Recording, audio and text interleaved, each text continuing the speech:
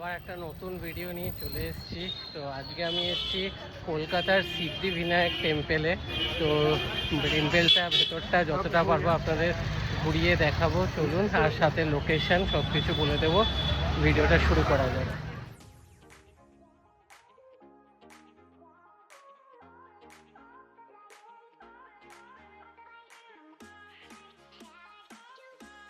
এই দেখুন প্রসাদ দাও, এখান থেকে প্রসাদ কিনতে পারবেন। আর এটা হচ্ছে এন্ট্রান্স মন্দিরে ঢোকার।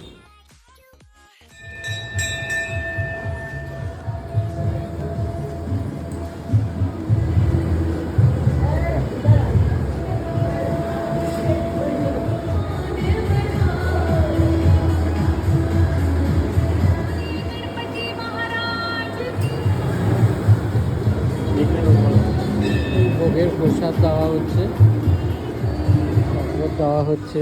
এখানে সবাইকে একটা করে আমও দেওয়া হলো। আর ভেতরে কিন্তু ভোগ প্রসাদও দিচ্ছে। খুবই সুন্দর সার্ভিস আর খুব পরিষ্কার পরিচ্ছন্ন, এবং সবাই আসছে খুব সুন্দরভাবে ঠাকুর দর্শন করছে। একটু টাইমিং দেওয়া আছে, আপনারা পজ করে দিয়ে। কিন্তু সকাল 5:30টায় ওপেন হয়ে যায়, 12টা 12:30টার দিকে বন্ধ হয়ে যায়, আবার 4:30 থেকে ওপেন হয়।